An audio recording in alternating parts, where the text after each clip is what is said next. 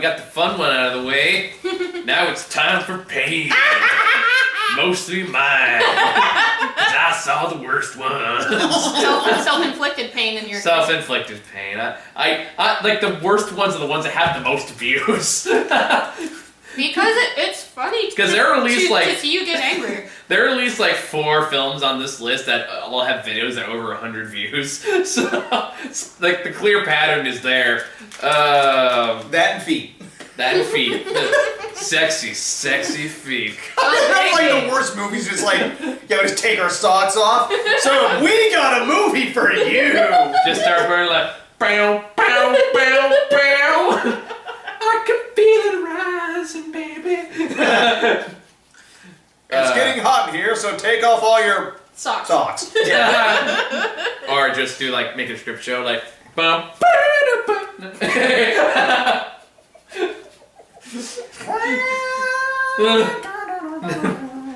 and I'm never gonna smell again the feet when I'm with you. Nice. Thank you. Alright, so this is gonna be mostly my show for the first until at least we get the number 7 spot. So I'll just jump right into it. My runners up for starters. These are ones like when I started this list, there was like 25 numbers on the list that I had to like. It was really hard. The hardest part is just narrowing that shit down. The ones that I really wanted to put on the list, but I just could not justify, despite my best intentions. I could not put Transformers Last Night on here, which tells you how bad the other movies were. Is that an Anthony Hopkins saying? I don't know what the fuck Anthony Hopkins was smoking when he was making this, but I want some. I believe it's opium. I probably. Was his robot butler played by one of the guys from Downton Abbey? Oh my god, that character was so fucking obnoxious. That movie, like, by far, like, in my, like, I've been very patient with these goddamn Transformers movies, but this is a point where you can tell, like, we're so fucking sick of this thing. Because you're doing the same stupid thing again. Please stop buying our movies so we can be free. I mean, this movie tanked, didn't it? Like in the U.S. I'm not sure it was tanked, but people still saw it. I know. I was there. I had to fucking see it.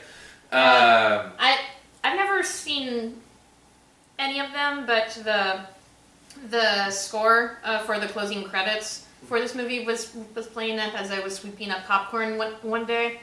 And I will have to give the composer and sound mixer for these movies a little bit of credit because they...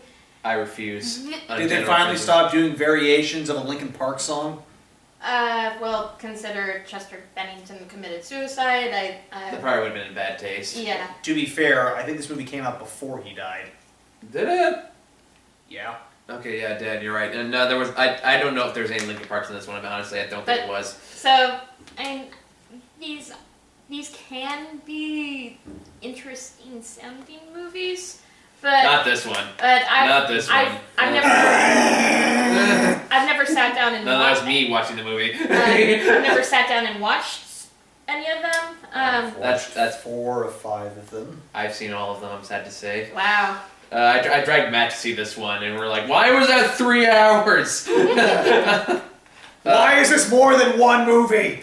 The pain's already beginning. That's not even the movie that made the list, and I'm already going off on a rant. And this was technically one of 2 King Arthur-esque movies. Yeah, we're in fucking, what's his name, playing Merlin. And it has a staff, and it's so dumb. It has Merlin at the beginning of the movie. I'm not making that up. Wow. That's just where it starts. It does not get any better from there. Like the bad Optimus Prime I was complaining about all the trailers, only the last 10 minutes of the movie. Ah, okay. That tells you everything now. And then Leap also gets an dishonorable mention, I suppose.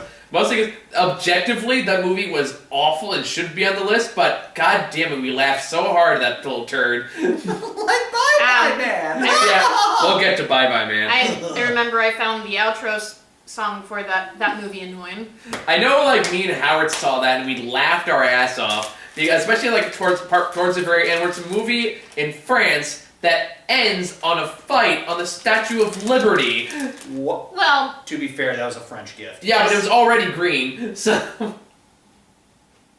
And here's the best part. It's about this like mom of like the other daughter who she wants to win the ballerina contest or whatever, and then decides like her solution when the other girl wins is fucking murder. Like no, and it gets better. It gets better because again it ends on the Statue of Liberty, and she comes around the corner with a gigantic fuck off hammer she just found somewhere, and then she goes, "It's hammer time!" and starts swinging the. Look at me! I'm Jeff Galali! Boy. And then it Ashley saw it gets more. like, It gets more batshit from there. It is so insane. Like we were watching, like, what the fuck did we just watch? Because that was weird. And that one was like too enjoyable to put on the list. So that was my runner-ups. Then the actual list. My number 10. It's on the bottom because objectively, it's not the worst made film on this list. But it filled me with such rage. You know what this is. Which one? Beauty and the Beast. No, it's not Mother. That one's not on the list. I thought about it, but not on the list. Because, like, objectively, I can see the appeal as much as dog shit I think that movie is. As, like, I can see why the artsy-fartsy crowd would go for this. I still hate it. Yeah. But like, that is understandable. But no, Beauty and the Beast can suck the biggest, fattest dick. Because... And you'll be hearing more about it later. Hey, shape of water, we need your fish guy! Just get in there. Get in there, fuck him hard. Beast on fish action. God, I hated this movie. I hated Beauty and the Beast so fucking much. You know what I also just learned? What? The guy who played Beast is the same guy who plays Legion. And Matthew from the first 3 seasons of Downton Abbey. I haven't seen the show? Yes. I haven't seen the show. Watch that show. Like, to be fair, I don't think this movie's a fair representation of acting. No. Or actors. No. Or talent. Because it has great people on there. Yeah, well, it's questionable to some extent. Emma Watson. I'm having more questions about Emma Watson after seeing this movie. Like, maybe she was a one-trick pony. I don't know. This movie made me question a lot of things. One, like, what the fuck, Disney? Yeah, let's auto-tune all the music. Yeah, like, she can't sing. No one in this movie can fucking pissed sing. me off so much. And you want, like, I remember because the movie made me so mad, I immediately went home and I watched the animated version online, and I was like, this remake should be ashamed, and I will fight anyone that says this is as good as the original. I will fucking fight you, because you're like, you're wrong. You're fucking wrong. You're insane. Mm-hmm. Watch the original movie again, and you can see immediately just in so many amazing ways it's so completely, like, it was such a straightforward adaptation and somehow completely missed the point. How did the CW make a better version of Beauty and the Beast? Is the question. Even that's debatable. Even then, it's still probably better than this fucking garbage. I just remember the Robot Chicken sketch. Vincent, is that you? Yeah, it was like, I remember when they transformed the Beast. You mean when I got transformed by the witch? No, when they inducted that super soldier program. Wait, what? Huh? Was that there's a super soldier program in the CW one? Apparently, oh, that's what he said.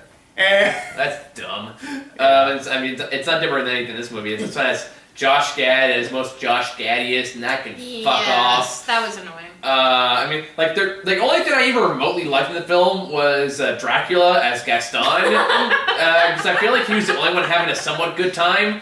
Because like the only line that got a legitimately laugh out of me is the part where Gaston's like super pissed off, and he goes like, think of the war, think of the battles, think of the widows. He goes, widows.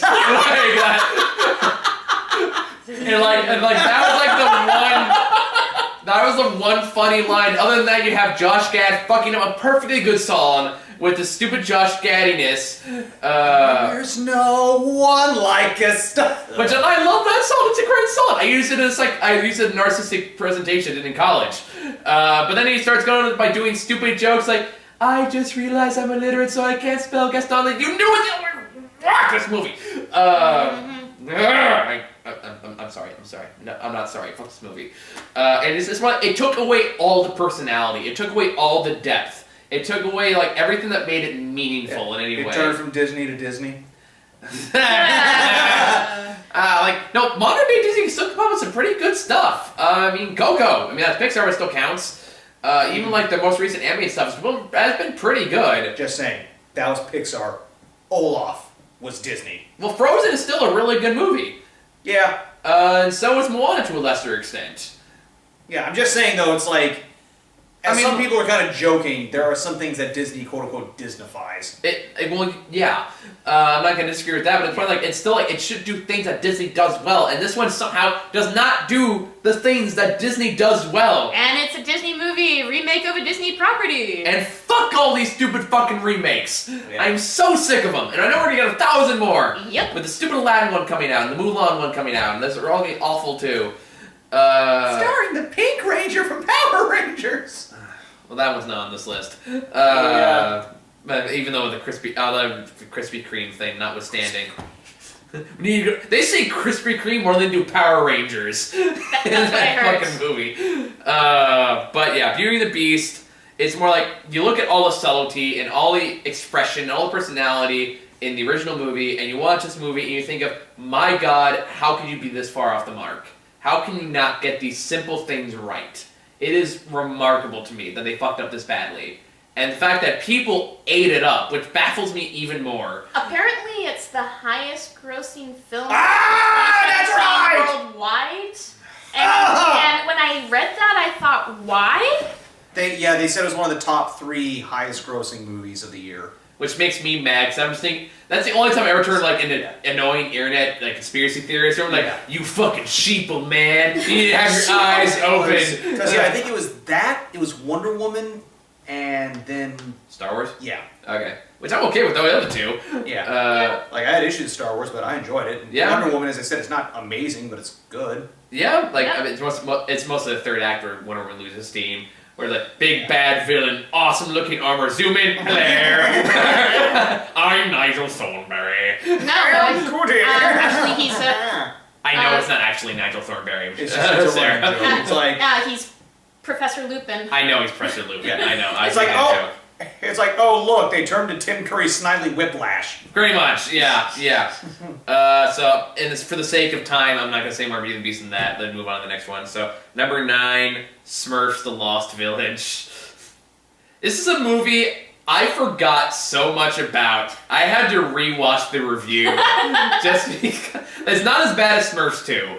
Which is a step in the right direction, question mark. But as a movie I had to look, because I remember, to this day, I watched the review of it, I still couldn't remember what the fuck happened in Smurfs The Lost Good, Village. so you basically got the 22 caliber bullet that just went straight through instead of getting the 9mm stuck in the bone. It's more like in Wolverine Origins where he loses his memory by shooting the bullet through his brain. It's kind of what it felt like. The only I remember is, but it's about Smurfs fucking. That's really like the only time I remember Smurfs The Lost Village. Okay. Because the story about the movie is like there's a Lost Village. It happens of all female Smurfs. So I think I grew up. So all the Smurfs have blue balls. Yeah, we may have made that joke. I do remember we had this joke in the review where it's like the whole thing's like everyone in Smurfs Village has a purpose. There's Papa Smurf, who's the leader. There's like Masochism Smurf, who's like the strong one. There's Brainy Smurf, who's the smart one, and then there's what's the name of the female Smurf? Smurfette, thank you. That's how little I remember from this fucking movie. I don't remember Smurfette's name. And then there's Smurfette, who doesn't really have anything special at all. It's like, yeah, she does, but Vagina Smurf wouldn't get past the censors.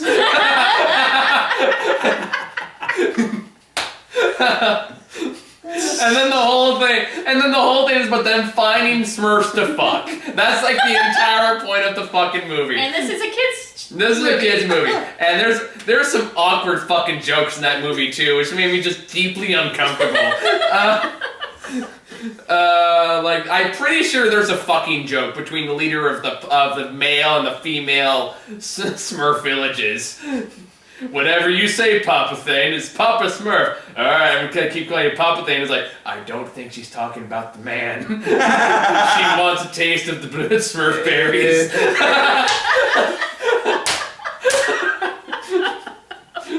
Wants to get that sweet, sweet Smurf juice. It's a celebration they have once every... She wants that blue milk!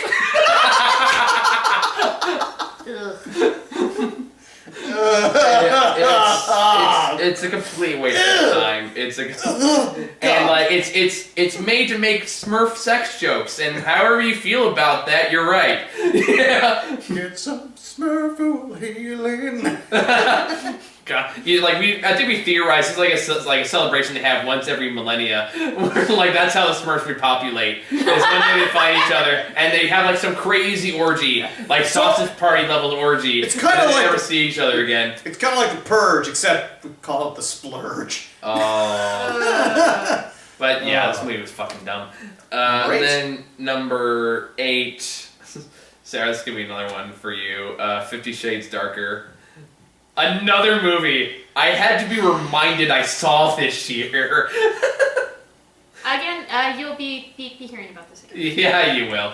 Honestly, to this day, you can put a gun to my head. I could barely tell you what happened in this film. Because, you know what? Not much fucking happened when all is said and done. It is a 2-hour waste of fucking time. I remember the sexual harassment boss, where that's like Jack, who's in the third one. It's the only way I remember him. Where at one point they kind of it's like this. But there's an HR person sitting right there, and he makes some like sexual suggestive comment, and the HR person looks like, "Oh, you,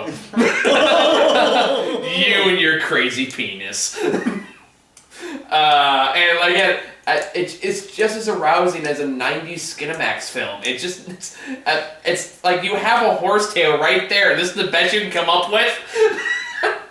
This is not sexy. I came here, I was promised rampant smut and fetish shit, and I can't even get butt plugs. So what was he said? It's like, I said, it was a waste of fucking time when all I wanted was fucking time. Pretty much. It's not even good the one thing it promises to have. It's more like them trying to apologize for like how blatantly like abusive the relationship is, by like trying to balance it out, and it just comes off horrible because he's still a horrifying stalker. And it's like no matter what way you try to shave this is not a man you should in any way, shape, or form follow. To the point where I think that two creepy guys. I remember like I'm having flashbacks to this movie now because it happens like Anastasia Steele, still a dumb name, where like one of her so-called best friends has a photo gallery where all the pictures are her. Without her consent, or her in any way knowing he was doing this.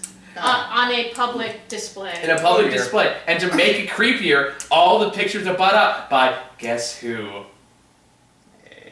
Yeah, that, and then he goes like, I don't want anyone else gawking at you. And I did it to protect you. No, is it not, like, what I just said is an exact quote from the movie. Yeah, no, I assume so. Yeah, like, I don't want anyone else gawking at you. It's like, how is this not creepy? Mm-hmm. Call the cops, get a restraining order, file a motion with the judge. So yeah, we'll talk about that more again later, so I'll save that for another time.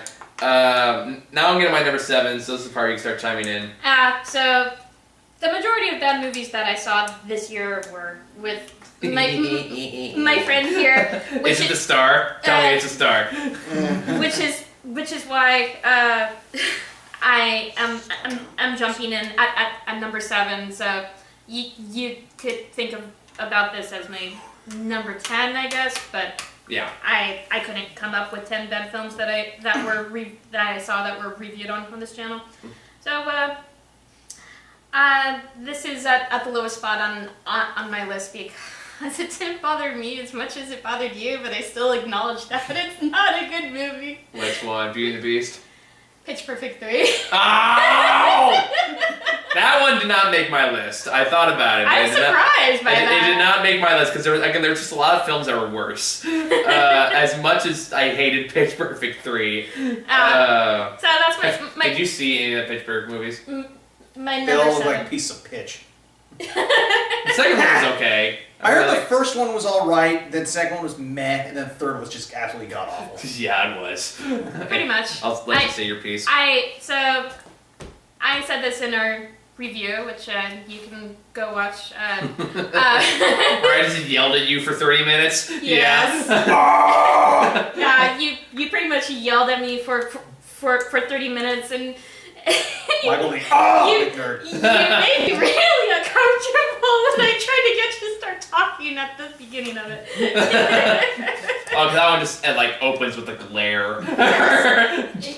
And that look from Jack Torrance in The Shining. Kinda. Okay, I've seen all of the Pitch Perfect films, and the first two are better than this one. The plot is forced. The characters are developed in very unflattering ways. That's putting it fucking mildly. That's a flattering way to put it, one could argue. Shut the fuck up. And I pretty much said this in our review. I just had a good time because of the music. But I acknowledge that this is not a good movie. No. Okay. Let me put it this way. Hey, do you want your jukebox musical? Do you also like John Wick? Can we tack John Wick in the last 30 minutes in a way that does not belong in any way, shape, or form? What? This fucking... Okay. With John Lithgow. John Lithgow is the villain in this movie who plays Fat Amy's dad and who has an awful, Irish accent. Well, or Australian accent. Yeah. And I'm not making any of this up. I want to clear that before I set the stage for this. The movie approaches its final act of the film, where it does exactly what the second one did, where it's Anna Kendrick is picked out of everyone else to be the big hotshot, and then you can tell us that breaks the news to everyone else, and then, oh no, John Lithgow wants to get a hold of an account that Fat Amy has that has millions of dollars inside. In the Cayman Islands, no In the Cayman Islands. So she decides to kidnap all the pitches and hold them hostage on his yacht off the coast. Of France. On the coast of France. And then Fat Amy and Anna Kendrick have to go on a rescue mission to save the pitches once and for all from the evil hands of John Lithgow before the boat explodes. While they're doing an acapella version of Britney Spears' Toxic. Oh, This all happens. That was the icing on the cake, right? Oh God! So this is happening while apparently Fat Amy just turns into John Wick for some reason, and Flinging sausages around. and like nunchucks and just beating the shit out of everyone. It's more imagine if you're watching. What? Imagine you're walking. I don't know. Pick a movie. Edge of 17. And then all of a sudden, the CIA storms into the school and says, "You're the only one that can stop the virus from released on the world." This sounds like Aloha. Oh my god.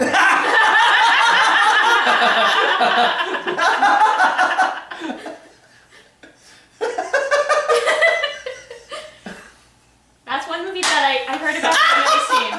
I think he just broke his brain. He does not compute. Exterminate. Anyway. I do a good job of shutting him up like that. Nicely done. That somebody can. Damn, that was a really on-point comparison. I remember watching that movie with Karina and looking at her, and I was like, "Is this as weird to you as it is to me?" He's like, "I don't know what's happening." And I'm like, "Me neither." But yeah. So What's in the drink? So yeah, that's the ending of Pitch Perfect 3. It ends on a big fight scene with Fat Amy doing all this fucking shit, and then it ends like a final showdown with John Lithgow, and then the boat explodes and they all jump in. But it's okay, and then we get back to the actual plot of the movie, where it's totally okay that Anna Kendrick's thing worked out for her, because turns out everyone's life is fine now. And the last movie, we find that everything worked out for everybody, literally in the last 2 minutes of the film. Yeah, the expository fairies were working overtime with this one. So it was less of a, "Oh, we're so happy for you, hope you succeed," and we're like, "Oh, it's okay, everything worked out for us anyway." And also the plot convenience fairies working overtime. So yeah, that's why I hated Pitch Perfect 3. You would not have liked it. Oh, I'm sure I would not have. And that's why it's my number 7. It's lower or at the lowest point because I'm more forgiving of pop music. Yeah. My number 7 is actually a tie. Really? Because I could not pick. These movies are so similar. I could not pick between them. My number 7 is tied between Chips and Snatched. For those who need a reminder what the fuck those two movies were. Chips is a remake of a 70s TV show, and Snatched is an Amy Schumer movie. And honestly, they have a lot in common, and they suck just as bad. Really? Oh yeah, they're really fucking awful. Well, I've heard that they're both awful, but I'm surprised that they have a lot in common. It's more like they're the same kind of gross out comedy, where it's based on you rooting for incredibly unlikable people, and it's really shallow villains, and it's a lot of stupid it's honestly almost like beat for beat very similar in like the actors and action scenes at some points that has no relation to anything. They kind of fumble their way through it. There's a showdown, the main bad guy, where it looks like one person's about to die, and then like a MacGuffin comes at the last second to take care of it. And both times, you are rooting for the villain way more than you're rooting for the heroes. Because Chips had the Kingpin in it, and he has by far the most interesting... Vincent D'Onofrio. And he has by far the most interesting story in the movie. So you're kind of rooting for him to get away with it. Because he's like trying to take care of it. It was either his son or his lover. One of the two. Either way, same beats. And you honestly want him to get away. Anyone that you care about, Dax Shepard or... Michael Pena? Michael Pena. Michael Pena was fucking awful in this. Just completely unlikable asshole who just from beginning to end is like, I hope you die horribly. Because nothing you say or do... And by the way, this movie needs... Chips in particular really needs to get over its issue with sexuality. Because, yeah, penises exist. Get over it. And then, it's fucking awful. It's a fucking awful series of movies. And then there was a whole scene in Snatched where they had to, pull a worm out of Amy Schumer at one point, and they do it by trying to lure it out with a piece of meat over her mouth, and then it comes out of her mouth, and they have to rip it out of her. It's fucking stupid. Oh my god. It's as stupid as you think it fucking sounds. That sounds repulsive. It's one of those fucking fuck off movies where you just sit through I really want this to end. I want the dumb fucking people in this audience to stop laughing. And I know I shouldn't judge people for liking this, but quite frankly, if you're laughing at Chips, I am judging you a little bit. If I'm being entirely honest. Kind of like, was it one movie we watched where everyone was laughing and we couldn't figure out why? Boo 2. Ah! Why? We'll get to that one. So that's my number 7. These are the more forgettable ones outside of Beauty and the Beast, obviously. So the one I'll get more intense as it goes on. But anyway, I'm kind of surprised B&B isn't higher on yours. It's more I had to judge quality, and quality wise wasn't the worst made movies. Everything from that point on were so much worse made that I couldn't justify it. My number 6 is Triple X: The Return of Xander Cage. Okay, that one's not on my list, but it is a bad movie. I just want to see Vin Diesel fight Donnie Yen. That movie was so stupid. It's ridiculously absurd. Murray laughed pretty hard at it.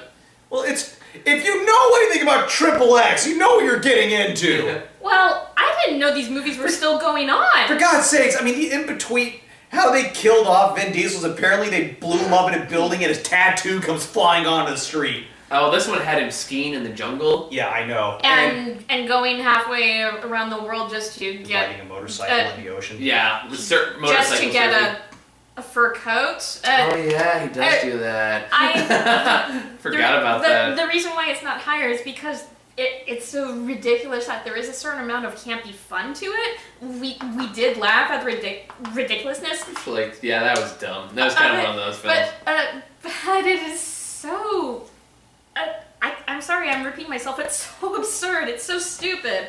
Yeah. Which is why it's my number 6.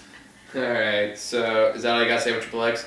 That's all that's really worth saying about that dumb movie. My number 6 is Daddy's Home 2.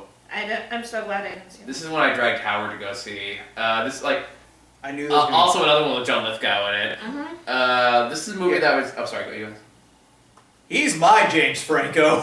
What, John Lithgow? You don't like John Lithgow? No, sorry, let me rephrase that. As in, the number of stuff I've seen him in outweighs the good. I still think that when he is in something good, he is fucking amazing. That's fair. He was good in Interstellar. Good in Interstellar, good in Dexter. First Planet of the Apes movie.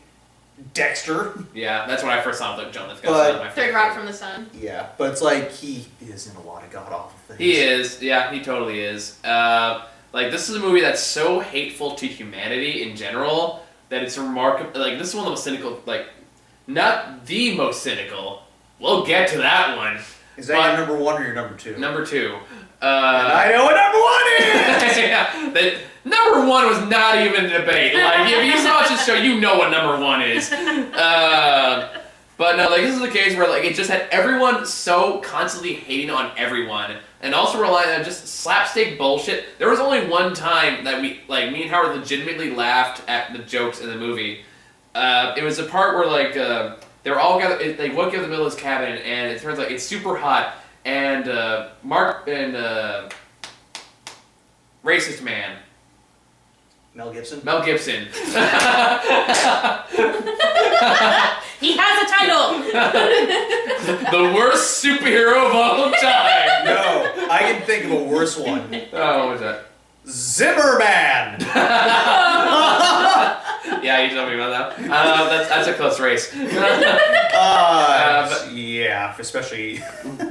But anyway, so like one part he comes out and he's dripping sweat. He's like, "What the hell is going on?" And he finds the thermostat turned like to I don't know, like 87 or something like that. And he's like, "What the hell?" And he turns out, runs over to John Lithgow's like, "Hey, did you turn the thermostat?" Like, "What? No, if you turn it up even 1 degree, that incredibly increases your utilities bill or electricity bill, something like that." And like all the guys unite in one moment because of because somebody touched the thermostat. Because it goes over to Will Ferrell's like, "Why is this so hot?" It's like, "Someone touched the thermostat." "Why would you touch the thermostat?" And that's a one joke because it was the only time they weren't constantly shitting on each other. That also makes sense. That is a common guy joke. Is like, exactly. So who touched the fucking thermostat? And like that was the one joke we all got behind. It's like, and also because it was like the only thing that made us laugh. And it was like it was the only time they weren't bickering with each other, and they were all on the same side. So. Who did touch the thermostat? It was like one of Mark Wahlberg's adopted daughters. So, okay. And you know what was so bad? There was a there was a joke movie, because I go to a movie theater at the end of the movie. It was a Liam Neeson called Mistletoe, and it's about him driving a truck that has a missile attached to it. So he's literally towing a missile. And that's like, I want to watch that movie so much more than the shit I'm watching now that I'm just waiting to end because this is so insufferable and so hateful and so mean-spirited. It's a movie you watch if you hate everybody, and that's the only way I can think of a way you actually enjoy this piece of crap. I mean, like, it's not horrendously acted like John Lithgow and Mel Gibson, for all it's worth, are like doing their best, but it's still... There are parts where there are some legitimately sad moments going on that's caught shit's like smeared in this hate shit. Sometimes literally. Yeah. Where like there's a scene where John Lithgow goes to an improv club with his son Mark Wahlberg and his dad, and apparently at this point he's been keeping secret that he's going through a divorce right now. So they pull John Lithgow on stage, and he's having this heartbreaking, like John Lithgow selling the scene of a heartbreaking meltdown. And everyone just laughing at it. And it's legitimately like, what the fuck is wrong with all of you? Yeah.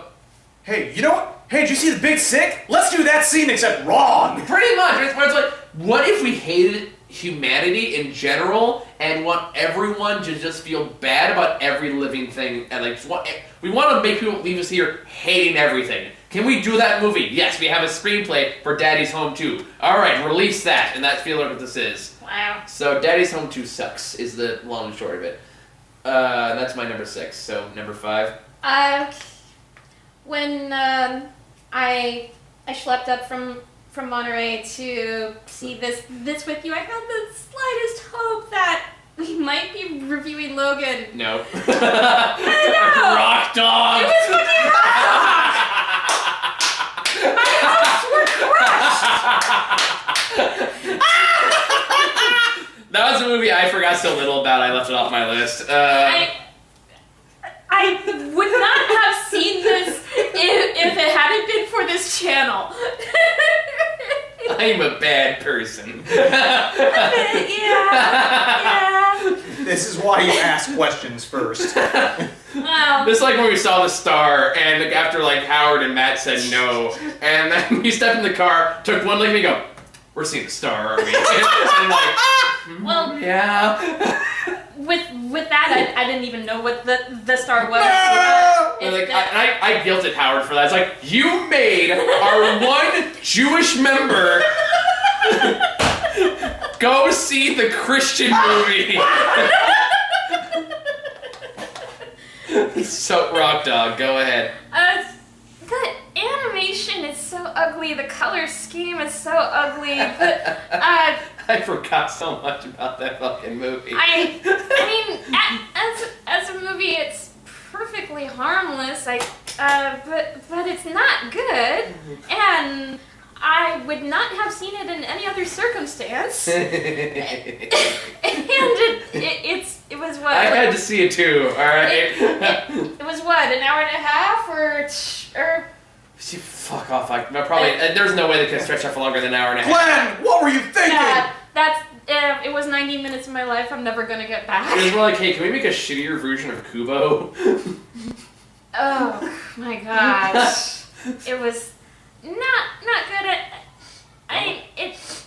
I guess the best. Oh my god! I just realized What? this is like the anime version of Pitch Perfect 3. How so? In that it's about somebody who's trying to get their musical career off the ground, and then it's totally offset by some random ass fight scene at the end. Oh my god, you're right! Holy shit! That uses music to save the day. Wow. I didn't even Please make tell that me it has connection. Baby Jesus singing When I'm Gone. No. No, that's The Star. This is Rock Dog. They're different movies. Oh, Rock right. Dog is not a Christian movie. If Jesus did appear, though, it would be interesting. It's more like it's a movie that has a random, like, yak thing played by Sam Elliott that randomly talks to the audience at perfectly random times. Breaks the fourth wall. Breaks the fourth wall. Yeah, it's so weird. It's weird, it's stupid, it's ugly, I guess. If you like uninspired animated films, it's serviceable, but not good. We saw you like North of the North. Here's Rock Dog. That is literally the closest thing to Netflix this is gonna get. Yes. So Um, yeah, that's my number 5. Rock Alright. Dog. My number 5 was a movie I had to put on here just for the concept alone. Outside of the fact this is it's just an awful horror movie. It's not Bye Bye Man. It's Friend Request. A concept so, like, this movie's kind of unintentionally hilarious in a way, because you just make horrible fun from beginning to end. For those who don't know what Friend Request is, remember that Skype movie that came out a couple years ago? Yeah. Unfriended. Unfriended thing. Basically what took that is like, can we do that with Facebook? And that's basically this movie. Even though that movie did have Facebook in it. Yeah, this one's more like, and this is amazing to me, the fact that someone still thought this was a good idea. The whole thing, no, I take it back. It's an episode of South Park about Facebook, and someone turned that into a horror movie. Because the concept is literally, like, who's that weird girl over there? Oh, she has no friends on Facebook. Oh, I'll try to befriend her. I'll try to be nice to her. And then it turns out to be like a horror villain, and like becomes obsessed with her. And then after she rejects, it's like she finally rejects her, and oh my god, she unfriends her on Facebook with a big loud. I'm not kidding. I'm sorry. I'm not kidding, this happens. It's played like a big fucking deal. And then she kills herself and then possesses her computer.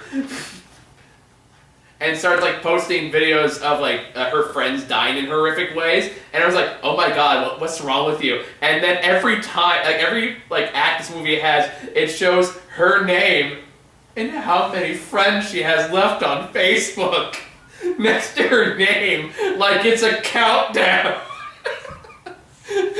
So, and like, that's what, like, in the end it shows her name and how many friends? 0. I wish they did that voice, that'd be amazing. But it plays it so seriously, and it's more like, in reality, they would take one look as far as like, somebody hacked your profile, dude.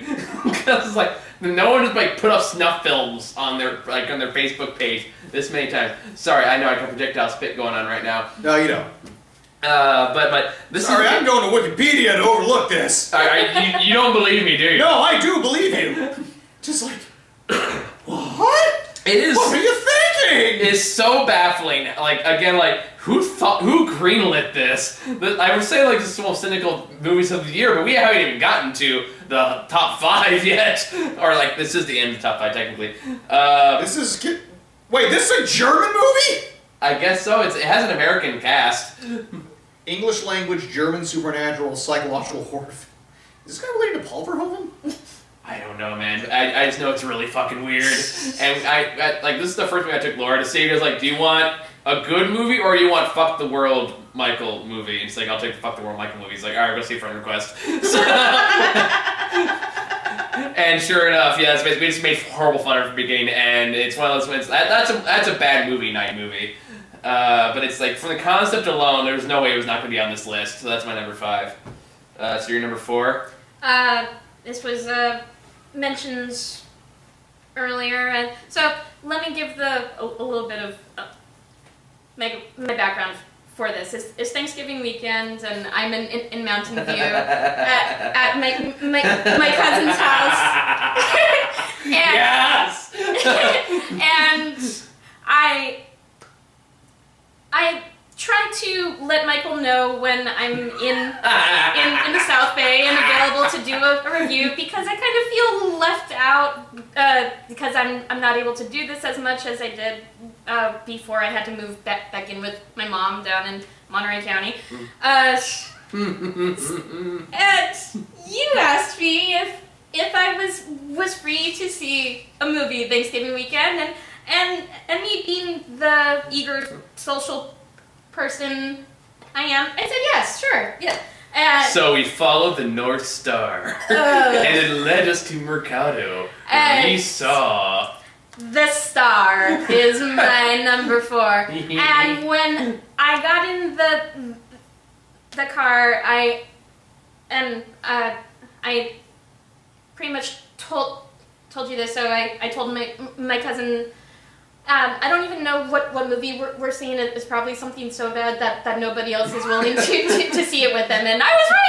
Yeah, that was the start. It's like, hey, you ever want to see the tag team with Tracy Morgan and Tyler Perry? Well, boy, howdy, do we got something for you. And Oprah. And Oprah. Seriously, why was Stephen Yeun in there? I don't fucking know, man. Kay from Kay and Peele. Yeah, he plays the pigeon. I remember that. Yeah. Very obnoxiously. Yeah. That one was like, as far as the anime movies go, that was definitely one of the more forgettable ones for me. It was on the nose and annoyed, and I mean, granted, I'm going to laugh for a long time that you took the Jewish person to see it. That in of itself is funny, but it wasn't a good movie. I've been using that as leeway to get Howard to go see Sherlock Gnomes. when that comes out. Nice. Yeah, that is some other horror movie that he's trying to get out of it.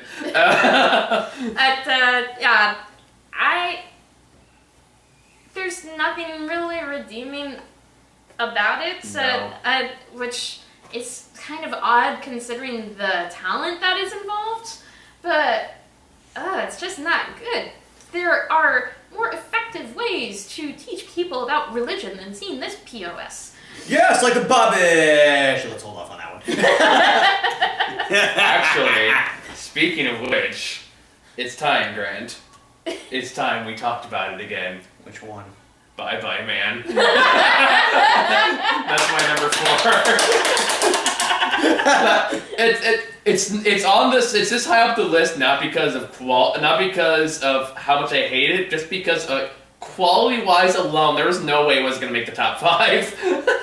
Because this is one of the first movies we saw last year. I remember I was having a depressive episode that day too. Yeah, and I was originally gonna see this by myself, and last minute you're like, all right, fuck it, I'll see it. And then we had a ball. We had the best time watching one of the worst horror monsters in the last 10 years. With one of the most ridiculous concepts I've seen in a long time. With one of the most ridiculous executions. Where all the big bad monster does by the end of the movie is, I'm not touching you. Poke. cloak. Oh! This happens. Okay. I'm not making this up. This Or is the part where a woman spontaneously combusts and then she's fine. Oh yeah! That does fucking happen. The one what about the dog? The dog's still my favorites one.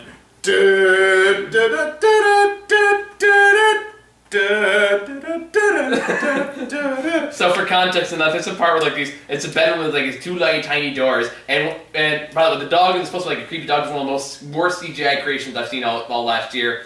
And she opens the door to one and like pokes her head through one door, but as they're doing it, this horribly CGI dog head comes out of the same face on the other side. So basically it's like whoop, whoop. And it's supposed to be scary, but we're in the back like assholes going ah! Was anybody in your audience scared? I don't even... Was anyone even in our audience? I can't remember. No, there was. Yeah. But they were laughing. I think they were kind of laughing too. Yeah, because like there's no way... Because the whole stupid concept was like, you can't say it, otherwise it gets stuck in your brain. And I feel like this has 1,000 easy solutions. Yeah, apparently it was literally, wait, if you're not afraid of him, he's powerless! Bah! Like, oh, cute doggy. Oh my god, and then he dragged poor Doug Jones into it too. I kind of want to watch this again now. Right, right. Do like a double feature with Friend Request. I read the wiki, I got enough. Yeah. God, it's stupid. But Bye Bye Man was a delightful experience, but not for any good reason. It was kind of our When the Bow Breaks. Kinda, yeah. Yeah, When the Bow Breaks was another delight in its own way. I'm curious what our blaxploitation movie film would be this year. I know there's a Tyler Perry movie coming out pretty soon. Not saying you have to see it. I already made you see the other one. It's okay. You can take a break this year from Tyler Perry. But the Bye Bye Man was just a magical experience. It was yeah. My God.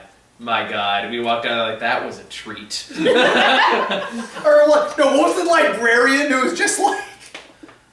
The one who was just like really bad acts, like, who was like pretending like she was completely normal. But then she, yeah! Oh my god, I forgot about her. And then he just like randomly runs her over the Oh my god. Wow. I forgot all about that. Fuck me, man. That was such a bad movie.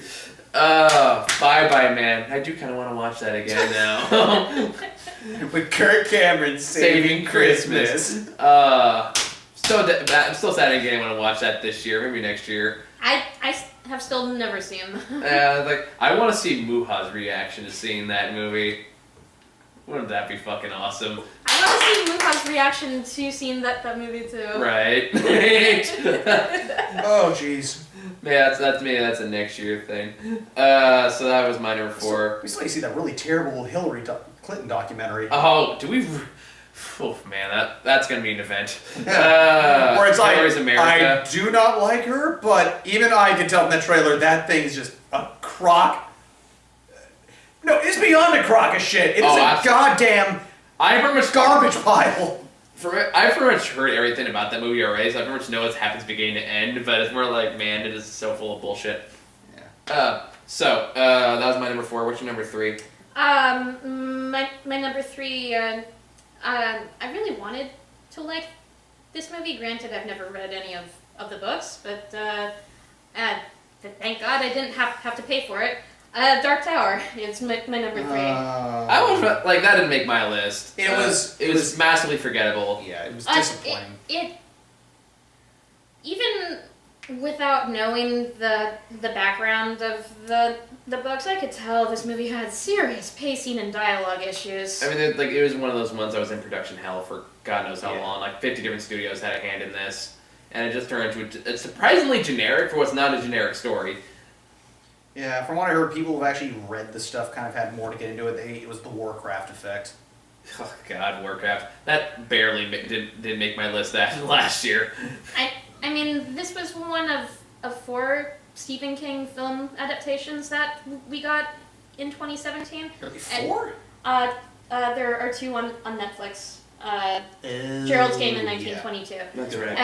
And of course, Ed. Yeah. Of course. And of the 4 that came out, this is the one with the least amount of critical praise, putting it mildly. I mean, like, this literature of Warcraft... And I can see why. Yeah. I mean, at least with Warcraft, some people liked it. I haven't seen any defenders of the Dark Tower since it came out. I've seen some, but it's like, it was so empty. Yeah. I saw it with a friend who is a fan of the Dark Tower series, and he kind of filled me in on some of the basics, and it is a sprawling.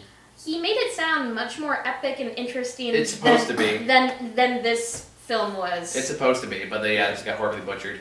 Exactly, which is why it's my number 3. I'm just glad that I didn't have to pay for the tickets that day. I do remember the one thing I did like though, the bully getting his ass whooped in the beginning. Because remember, there's like the bully harping on the main character and just like right off the bat he kicks his ass. Right.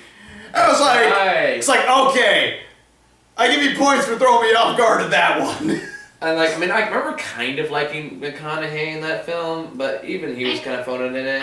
I really wanted to like it because I like McConaughey. I like Idris Elba. I love kind of fantasy stories. I really wanted to like this movie, but I just couldn't. Oh, hi, girl who gets pulled aside. I don't remember! You don't remember the girl who, like, it made it seem like there was going to be a love interest between her and the main character, and then when the town gets attacked, she just gets pulled to the side and we never see her again? I don't! Like, that's how little I remember that movie. Like, that's the second thing you had to remind me from. I still barely remember the bully. I don't remember the girl. Was she in the village thing? Yeah! Okay, I'm starting to come back to me. She was the seer, right? Or... No, it was just there was some blonde girl. I remember she was oh! Look on your face.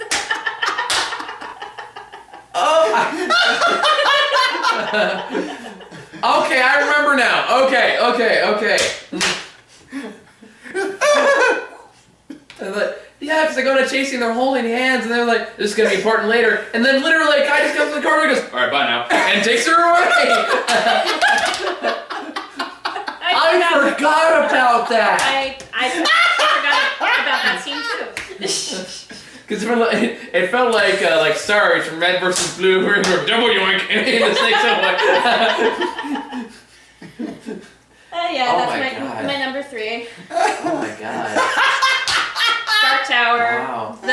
Easily the worst Stephen King film adaptation of 2017. Oh. So from this point on, you should be able to predict what movie's going to appear in what order. After I say this one, it's going to be very obvious. This one I saw by myself. This is 3? This is 3. And I saw this by myself, which did not help. And I'm getting very sad thinking about it now. That lonely poor man sitting in that empty theater. Hey, at least you got to be as loud as you want. Almost empty. Oh. Empty in spirit, I think. Empty in my soul was lifted from my body, and I felt. This is Diary of a Wimpy Kid, The Long Haul. I saw the trailer for that, and I couldn't stand the trailer. I couldn't stand a second of that trailer. I need a moment. Okay. Take your moment. Oh my god. Diary. Don't leave me now! This is what you guys did when the movie came out! Trash there, recycling there. Don't leave me! Sorry! Don't leave me! I didn't cash in for this one. Don't leave me with the diary! That's how it felt. I felt like Marlon Brando in Apocalypse Now after the movie was over. Like, horrors. The horrors that I've seen. Okay. My jaw hurts from smiling too hard. My cheeks I were was thinking, starting to feel it. You know that? It was like one bad moment away from like becoming like a super villain. We're like, when I needed you all left me! You abandoned me in my time of need. I will cast fire on him. First Boomadilla movie. Oh yeah, that's actually as bad a comparison. You redeemed yourself later on in the year. So this is a case where like I almost became fucking Butters from South Park. I was the game Professor Chaos. I am an outcast. Mocked and pushed aside.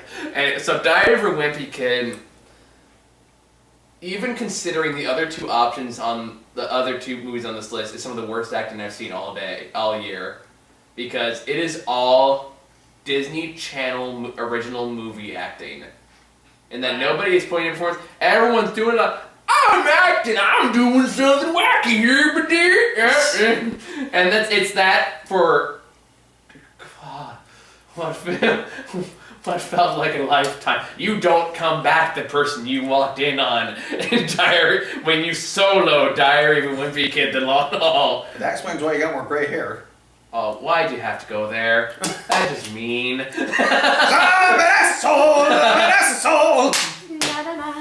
But it is Disney Channel antics and Disney Channel acting through the entire thing, and it doesn't fucking stop. It just keeps going. Don't stop till you get enough. I've had enough. There's a part where like the kid's like screaming out the window of the car door, and like that's how I felt in the movie theater. Like I want to go home. You could have walked out at any point. I guess. It's the grizzled war veteran mixed with the rookie. This isn't what I thought I was gonna get, Source. Bend down the hatches, man. Pull yourself together. I've seen things. Things. Oh my god. And it's more like just people you can't believe are this dumb, filled with antics that are too dignified for a Disney Channel original movie.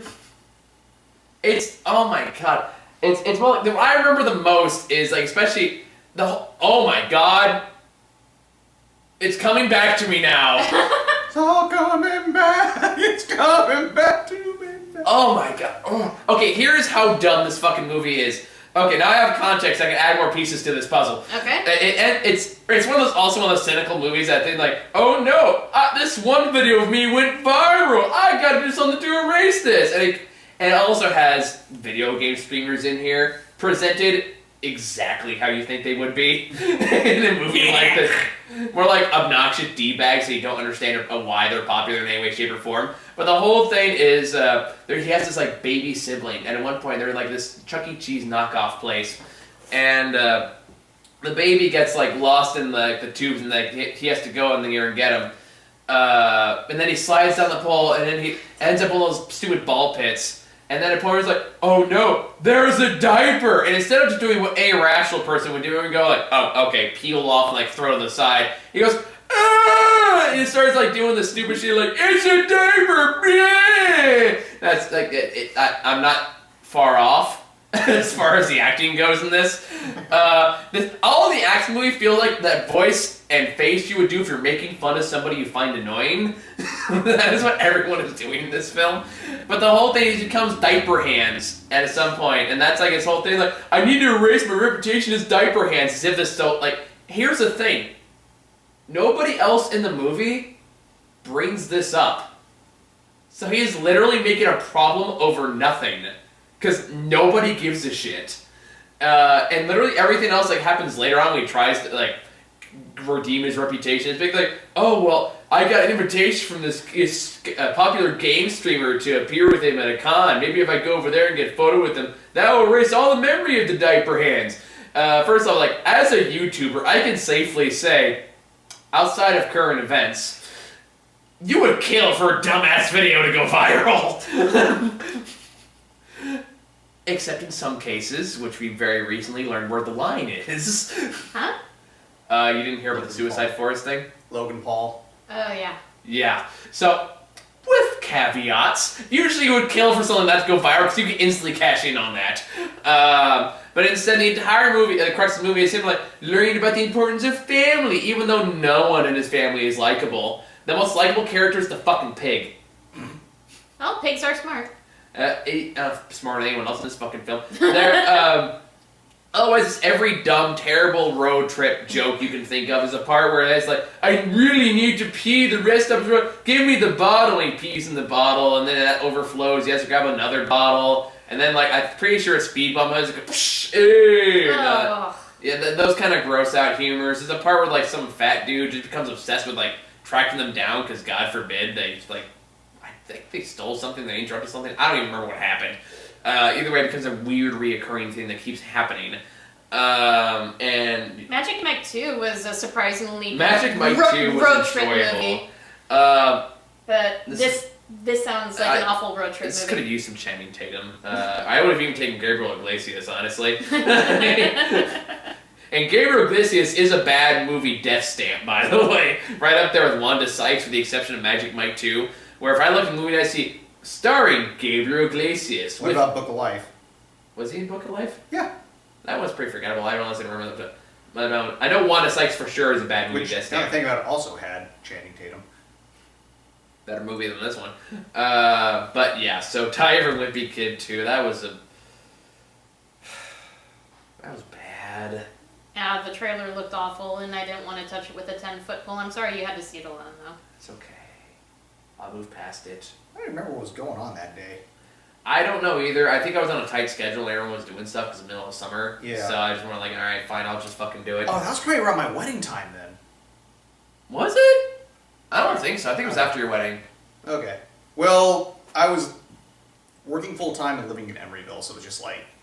Yeah, it's probably around that time. Yeah. But logistically difficult. Yeah. yeah, so that was not a fun trip for me. And I'm still very sad.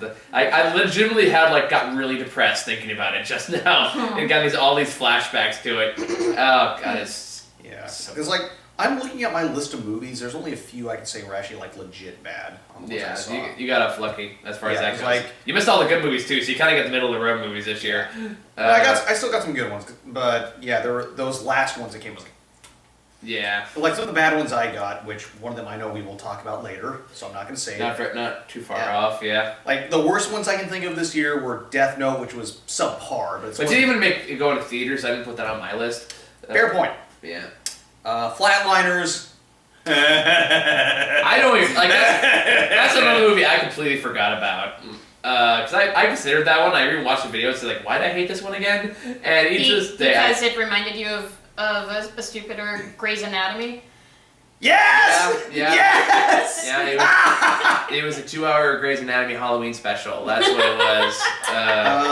So it wasn't terrible, but it was not good. Birth of the Dragon. Yeah. That's hey, you know this movie about Bruce Lee? Well, here's a white guy. Whitewashing. Well, No. it's more like it had Bruce Lee, but it's hey, you want to learn about Bruce Lee? Well, too bad. Here's fucking Steve. He happens to talk to Bruce Lee on occasion. Yeah, he's Steve McQueen, except he's not. Okay.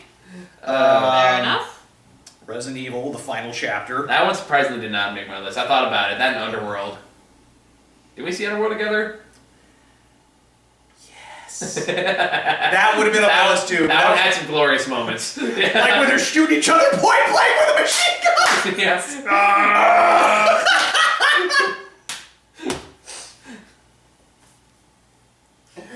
Oh my god, I forgot about that. Yeah. Or Kate Beckinsale's Quicksilver moment. I don't remember that part. It's that's when she all Super Saiyan, she had the white hair and shit. Yeah. And they brought her back from the dead or some shit like Some that. bullshit like that. Right, so continue, guys. Yeah, that's my number 3. So you're number 2. Okay, my number 2 is up as high as it is because of how angry it made me. I acknowledge it's not the worst made Beauty and the film Beast. this year, Yeah. but this pissed me the fuck off. Yeah. Ew. Your turn. These wasn't on your list. No, she said it's higher up my list. Oh. Yeah. Proceed. You touched on most of the issues earlier, but I'm like you, showing my age. I was actually alive when the 1991 version came out. Same here. And I know I turned into a chandelier. Be our guest. Be our guest. Or turned to a candlestick. I hope you're flipping off the movie and not me. The movie, yeah, please. I'm right there with you. I fuck this movie. It's just... A tale as old as time. Like- Remake was a crime. Like, what was the joke I came up with? Like, Emma Watson can sing. I was like, suck 1,000 dicks, you Disney-loving pricks. Why can't you see this shit in front of me? Beauty and the Beast. Nice. Thank you. I really liked Emma Watson in the Harry Potter movies. First being Wallflower. I appreciate her as a person and a women's advocate and political activist. But she is bad in this. So incredibly bad, and maybe her vocals were over. Like it's kind of, it wasn't for like Diary of a Wimpy Kid. This might be like Razzie worthy. Yes, Featuring vocals from T-Pain. Maybe her vocals were overproduced. Maybe she does have a bit of a singing voice, but I don't believe it. Anybody with a trained ear or anybody who has listened to music as much as I have over the course of my life can tell that she is not up to the singing standard that this role requires. And nobody is. Seriously, on a scale of Glee to T-Pain, how bad is it?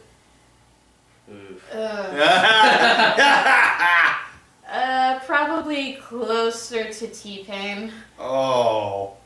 It's bad. They had you can tell it's auto-tuned. It's really distracting. It's more like she couldn't get to the high notes, so they auto-tuned it so she could. And like I said, anybody with a trained ear can tell. Now, And that trained ear's gone. a friend of mine who is a major Disney fan, I did not express my full accurate reaction to her because I didn't want to. I've had conversations. People are like, I've had to say like, I didn't want to piss her off. I'm But gonna step away from this conversation now. Slipped her wrist, I'm feeling very pissed. Bravo, sir, bravo. yes. But I kind of alluded to the idea or concept that I didn't think Emma Watson did a good job. No, she did not. Singing this, and my friend said, "Oh, I think she sounds beautiful." Well, I'm sorry, hon. I heart you, but no, she doesn't. Bite my lip. Bite my lip. This movie's full of shit. Yes. And it's so. I don't have time to tell you how you're wrong. It's so dark and depressing, and yes, I know it's an adaptation of a Grimm's fairy tale, which is originally very dark. Like this was in any way and intended messed to be up. like the Grimm's fairy tale. But yeah, it's not dark in a creative storytelling way. It's dark in a. It's dark. I can't see what the fuck is happening. Yes. Yeah. Yes. So between the gloomy color scheme and the actors who can't sing, The widows. and Sorry. Go ahead. and the jokes and references that will automatically date this movie, unlike the 1991 version, which still holds up. Also, let's not forget a controversy that didn't even need to be. Oh yeah. That's a blink and you miss it moment. Yeah, That's no, not that worth was discussing. another. It's like there was a part where they're like, I was promised rampant homosexuality, and I got a hug. Actually, that's what basically a gay friend of mine said.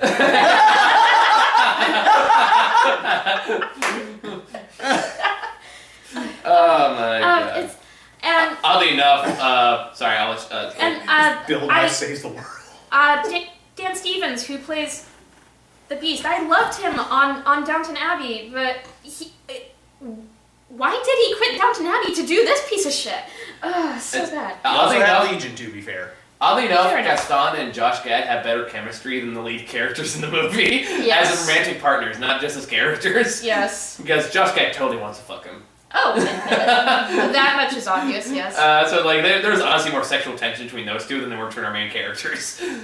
The only really redeeming aspect of this version or this remake is Kevin Kline. Kevin Kline's great. He's by far the best part of the movie. Yes. Was he the Cogsworth? No, he plays Bell's father. Bell's father. Ah! It's like the one thing the remake did better than the original. Yes, it's the character of Maurice.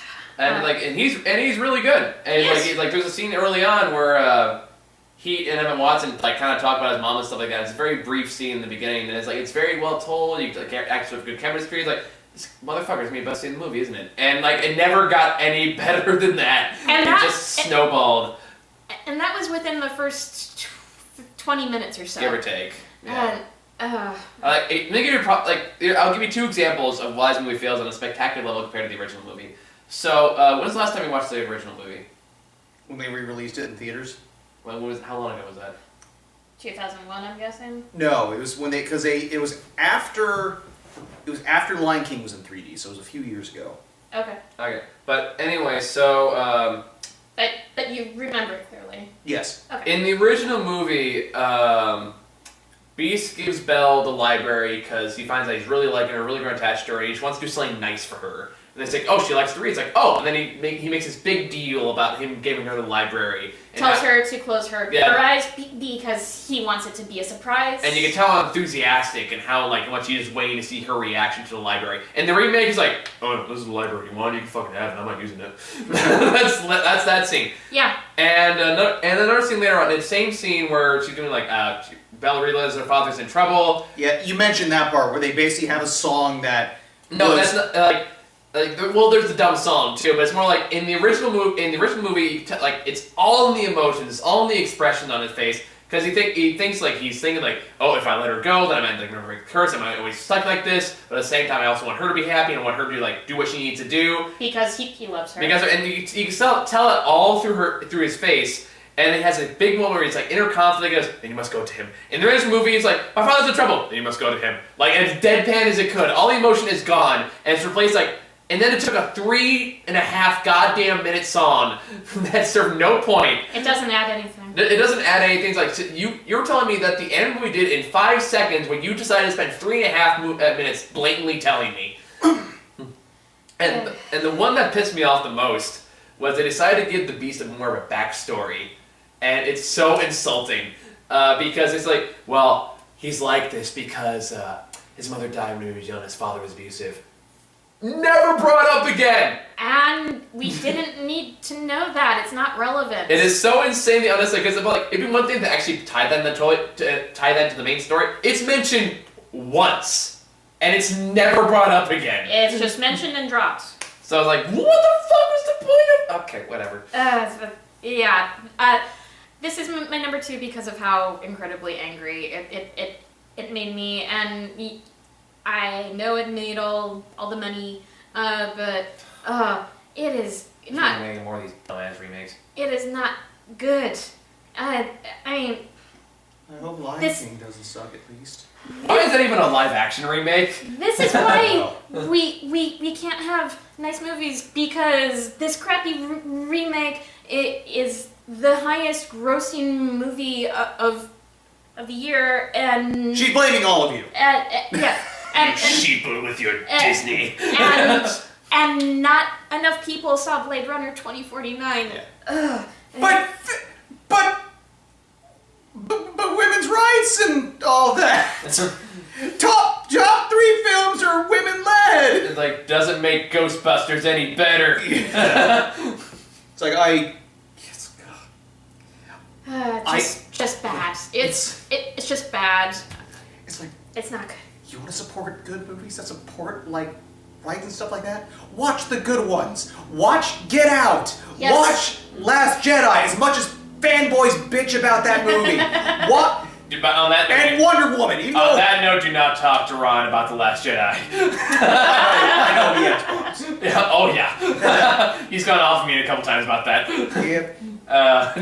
Fair warning. It's just 2017 Unnecessary Beauty and the Beast remake is my number 2 for worst of 2017. Yeah. Alright, so my number 2. Just take a guess. Boo? Begins with E. It does begin with E. Emoji Movie! Emoji Movie. By far the most cynical movie I have ever seen. Pardon me, I need more popcorn. Like, oh my god. If you want to talk about a movie that has no clue how the world works and how, like, what people, like, the modern generation is like, look no farther than the cynical piece of shit that actually has a piece of shit as one of its main supporting characters. Voiced by Captain Picard. Yeah. That makes it probably one of the best parts of that movie. It sadly is. I lost a cashew! Ah! I make a sad face emoji. Well, that must mean you're so you have so many emotions. I saw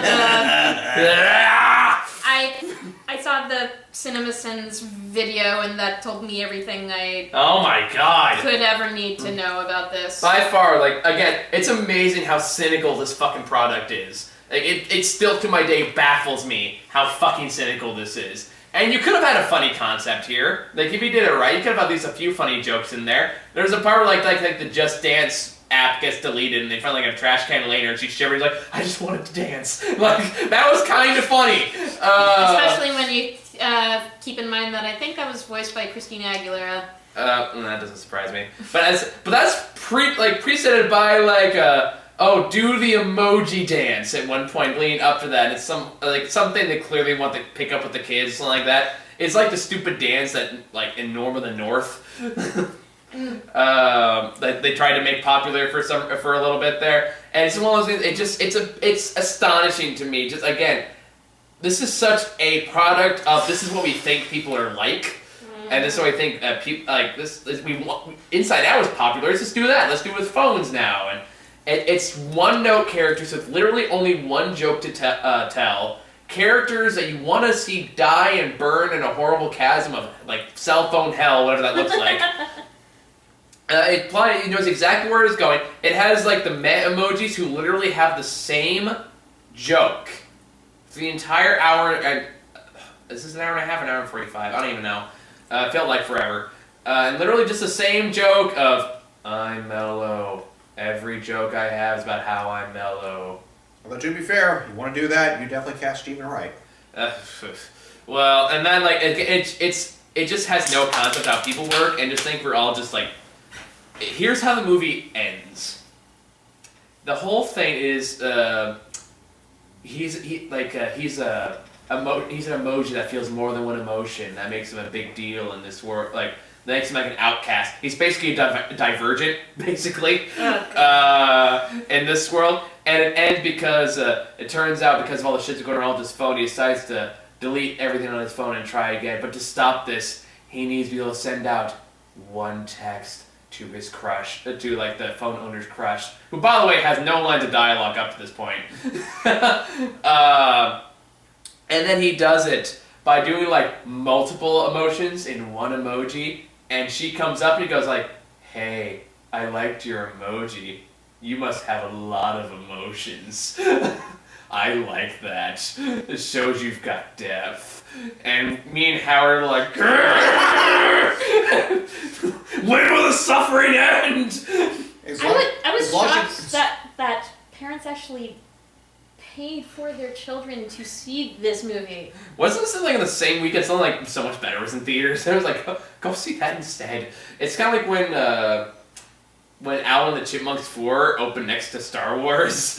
And I'm like, why the fuck are you all here? Star Wars is next door. And that was a crowded theater at that time too, I remember.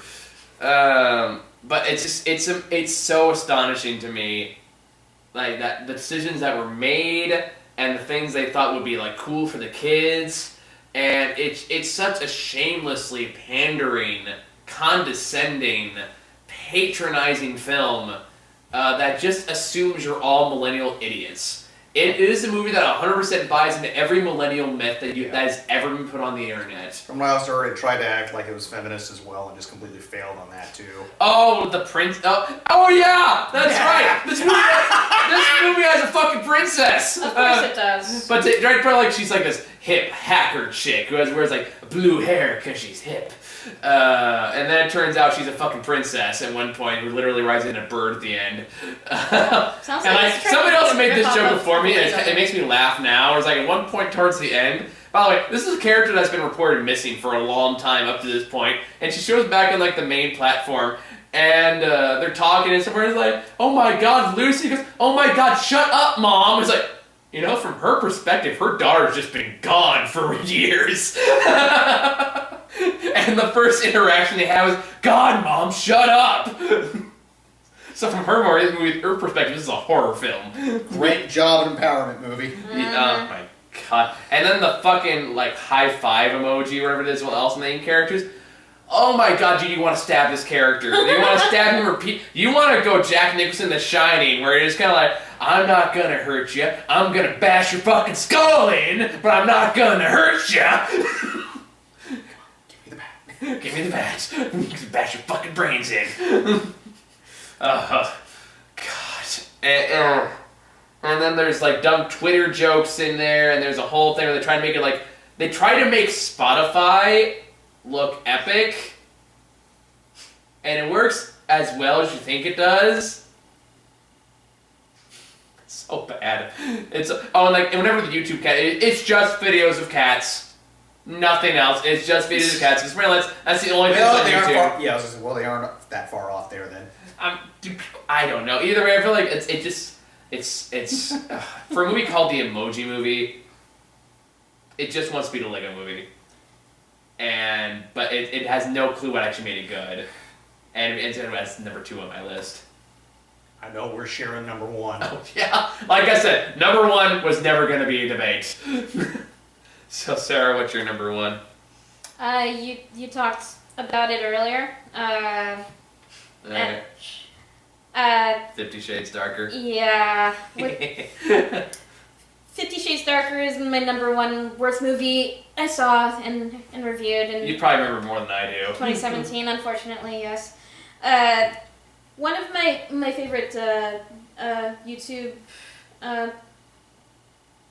personalities described this movie pretty accurately as "I Can Still Change Him" Part 2.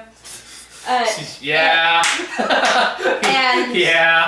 And that same reviewer also pointed out that somehow, despite how low the first 50 Shades set the bar, this sequel somehow manages to be worse. It is. It's sad. It's kind of sad. Because like the first one didn't make my top 10 list last time around. I think someone kind of put it best, where it's like you can tell after the first 50 Shades of Grey, everyone who worked on it still wanted careers after it was over, so they were trying. That is not true here. No, not in the least. It is too long. It is stuffed with character behaviors that don't make any sense. Oh my God, it's so fucking stupid. I want no one else to gawk at you. And you're damaged. And the what? One moment. The former. Where are you going? Jasmine, thank you for borrowing me from 50 Shades. Huh? I'll take the blame. No! You're a hero! You're a godsend! So instead I had to drive all the way to fucking Monterey on Valentine's Day to go see this movie. Man, our Valentine's Day was way better. Well, that's going to be a hard thing to explain to Laura this year. That's like, sorry honey, I can't spend time with you on Valentine's Day. I gotta go see 50 Shades Freed. I was referring to SpongeBob. Thank you very much. That was a good year. Yes. That was a good year.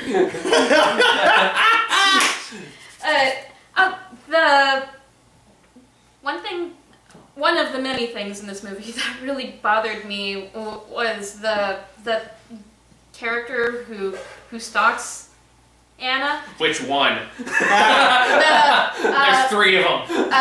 Oh God, they said there were just 2. The girl one. Yeah. Oh, that's right. I forgot about the girl one. No, 4. Sorry. I'm just thinking of. Because apparently this woman is so goddamn interesting. Sorry, I'm thinking of. Oh God, Blazing Saddles. Probably saw that. Dinky. Probably saw that, by the way. Yeah. Yeah. Continue.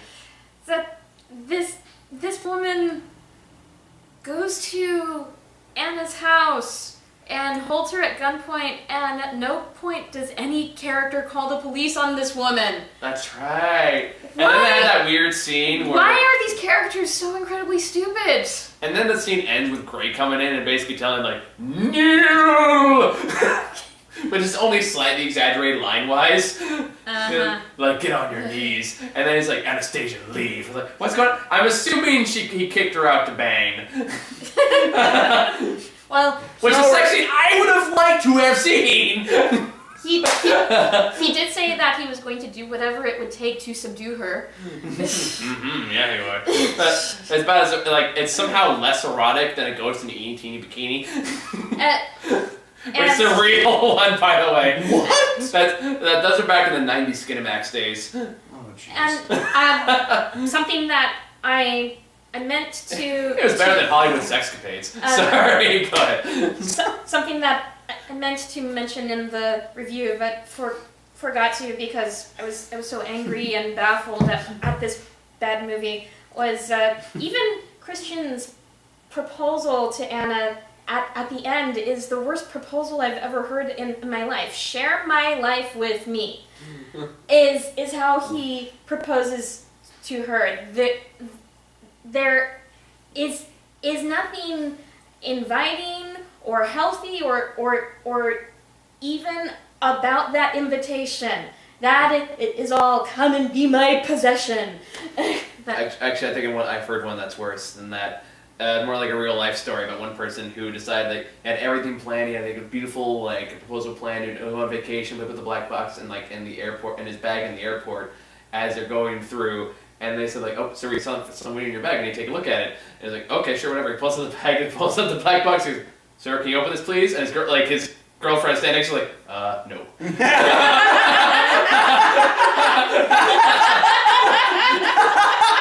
And he goes, it's like, sir, open the box. I'd rather not. Like, sir, like pulling guns at him at this point. He's like, sir, open the box. He's like, fine. And turns to his girlfriend, like, in the 4 years we've been together,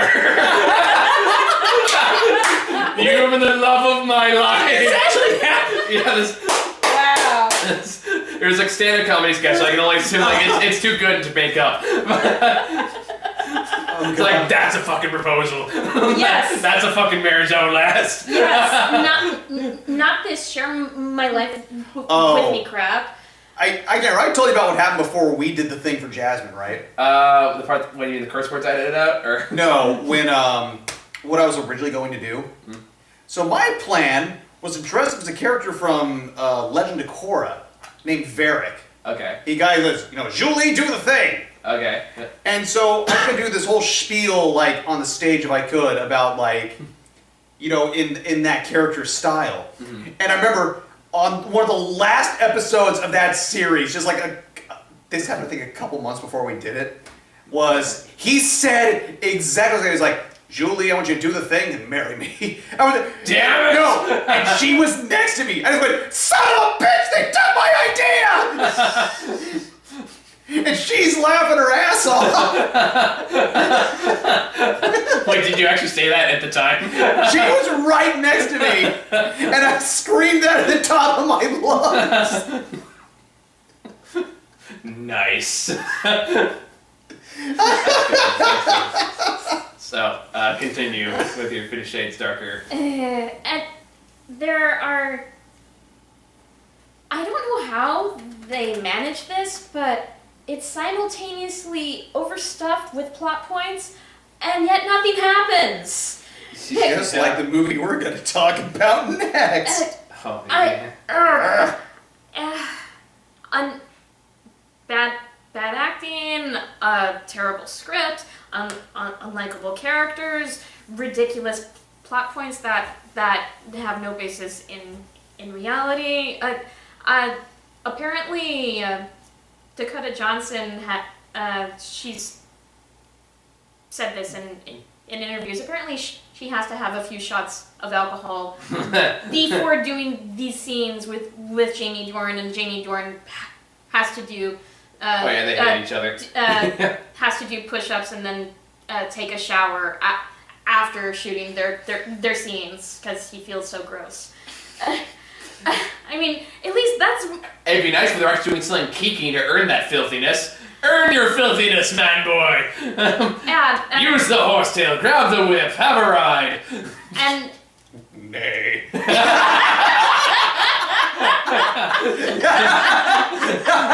Oh, will you be Mr. Ed? Whoa!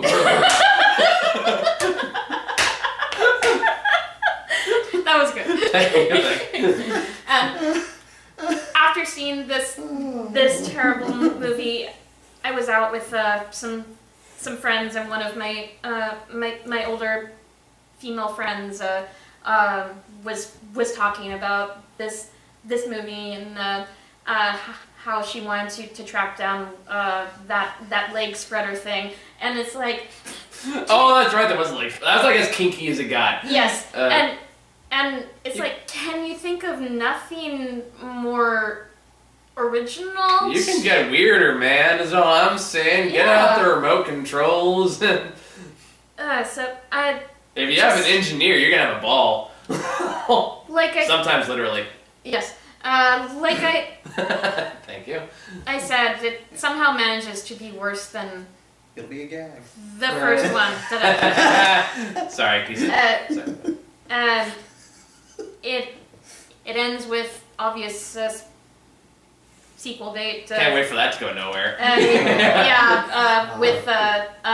With Jack being a stalker now. Was he in the second movie? Yeah, yes. he's like her Anastasia's original boss. Yeah. So it somehow manages to have all these plot points that go nowhere. It is mind-baffling how bad this is. Ugh. I can safely say, after everything we discussed, I've seen worse. Yes. And Okay. So yeah, 50 Shades. Alright. 50 Shades Darker. My pick for the worst movie of 2017. Go ahead. Boo. Yep. 1, 2, 3. Boo to to a Medea Halloween. Fuck that movie. Fuck it straight up. The only movie in my long years of doing this where I had to get alcohol halfway just to finish it off. Two of us did, because there was 3 of us at the night. Yeah, like I got a beer and then Matt got whiskey. All I remember was I was like fading in and out. Oh yeah, you were like, I felt bad for you. I was like, do you want a sip? I know you don't drink, but... I was like you were banging your head against the metal railing in front of us. I'm not kidding. He's not kidding. I was doing that. Wow. And then people laughing at it, and like, what the fuck are you laughing at? There was so much of there is literally nothing happening right now. It's like, there's like I started to time it. I started to time how long, if I have scenes of the characters talking about absolutely nothing.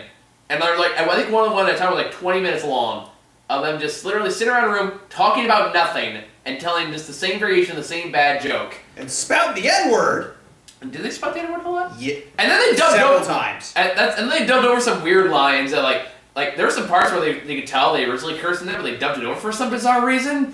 Like there's some part where the hick is like, no way, hick, are you gonna do that in his house or something like that?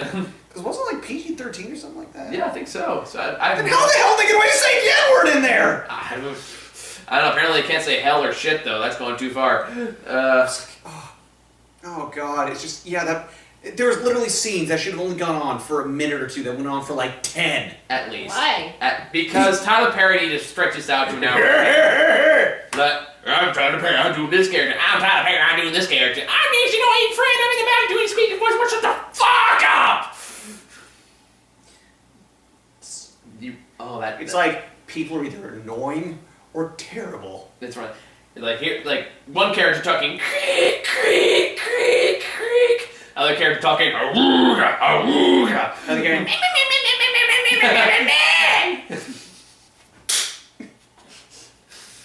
Fuck this movie. It goes absolutely nowhere. It's like, okay, for 80 minutes, so for the first, 40 minutes, we're going to talk about nothing. And the other 40 minutes, we're still gonna do nothing. With an occasional person being kidnapped, and, oh no, we're just toss him in jail because we're going to teach him a lesson. It ends the exact same way the first movie did. Like, almost the exact way. And so, like, it's somehow like, okay, I've seen the first movie deal, and it's like, how can it can't get worse than that, right? No, somehow we can have less effort, less sets, which is already remarkable, considering the first one looked like it was shot in a 90s sitcom set, and somehow have, like, less effort in its writing and what actually happens in the film in the first one. It somehow does everything the first one did bad and does it worse. Like, was it in the review? It's like, this is where I have to say, give the emoji credit. Oh, yeah. There was actual effort. Yeah. This had none. Like this movie is so bad, I had to give the Emoji Movie props for effort. Wow. That's how bad Boo 2 was. Where you can spend the entire time thinking like, well, this was annoying, this was pointless, this went nowhere, this was garbage. It's a variation of just hate, hate, hate, hate. I felt like the Grinch in the crappy Jim Carrey movie. We're like, hate, hate, hate, hate, hate, hate, hate, hate, hate, double hate, hate, loathe entirely. Yeah, because I remember, like, I could not stand the daughter, for example. The daughter is obnoxious as shit, and so fucking entitled. And Tyler Perry as himself is still equally as obnoxious. He was just there. That was literally the least terrible thing. It's like, he's just there. And then, like, there's the mom. Oh! You remember? Oh! Forgot about her, did you? Yeah. Oh, I can speak for your child that she can go to this place where a murder happened.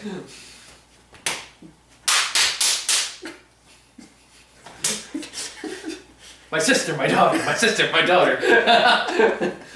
That's movie's one twist away from going that route. I wouldn't be surprised if are you okay? No. My hand hurts. It's very red. My soul hurts. Both my hands are red. Stop slapping yourself. I feel I need to feel something. Might as well be physical pain. Yeah. Oh, Christ. It's just, oh, God. It is such dog shit. It's unbelievable dog shit. And then there's the frat boys who are just doing that. Hey, I'm a guy. I have a penis. I want to put that in there. That's kind of like their entire character in a nutshell. Yeah. I mean, it's not. At least it wasn't like in the first movie where they somehow hacked a bathroom mirror to write messages on there, 'cause reasons. That's something that happened in the first movie. Okay. And then it's like, and then you have to ask questions like, how did nobody die in this film? It's because they had like they sort of like at the end there was big reveals like, oh, it was all a prank like the first movie. Now everyone's in jail. Nobody died. Everyone's just like, yeah, but we just showed the guy with the chainsaw is real, and he was with some of these people. How are they not dead? Well, to be fair, it was a completely different chainsaw person, but still, that's like saying, oh, hey. I know, like it's looking for logic is like looking for, I don't know, Cocoa Krispies in a Fruit Loops bowl. Oh, fuck. Pointless and a waste of time? Exactly. That's Scratch movie in a nutshell. Pointless and a waste of time. And you know we're gonna get another one of these goddamn things. Because Still go say them why! because people saw it and I Didn't this movie tank? I mean, granted, it probably made its budget back when we bought our tickets. I used MoviePass. They probably still got money somehow. I'm sure they do. Hold on, let me double check to see what exactly that movie got, because I want to feel some more unbridled rage. It'd be well deserved. And then I can't wait for Medea Easter. Oh, serious? God! No, I'm kidding. I don't think that was. I wouldn't be surprised if that was next though, because like, hey, Halloween worked out pretty good. Okay, sorry about that. I don't know what we missed, but Yeah, to recap, Boo 2, fuck that movie. yeah, and it somehow made back its budget barely. Yeah, 47 mil domestic on a 25 million budget. I'm shocked it had 25 million on the budget. I thought it was like I'm shocked that it made Juno! a profit. Juno only cost 1.5. really, Yes! and that had way better production value. Wait, it wasn't 1.5. It was like 1.5 or 10.5. But either way, I want to believe that Tyler Perry took $24.5 million in his personal profit, and then the rest went to the practical production. probably. I feel like it's like, hey guys, we need another Medea movie. What do we got? I got 3 quarters and a Snickers. Hell, Sorry, 6.5 mil A 6.5 for Juno. Platoon only cost $6 million. Well, to be fair, It's 6 inflation on million. that one. Yeah. Yeah, I was gonna say inflation back then probably is. But yeah, Medea, Boo 2 Medea Halloween. That was an insufferable movie. To recap, frat boys are annoying. Everyone's Daughter is terrible. Mother is terrible. Her husband's just. Eh. I hate everyone and everything involved in this production, and every one of them can die in a horrible fire. Actually, by the Grim Reaper, that'd be nice. Oh, bro, why'd you make this man famous? Did she? She certainly helped. Okay.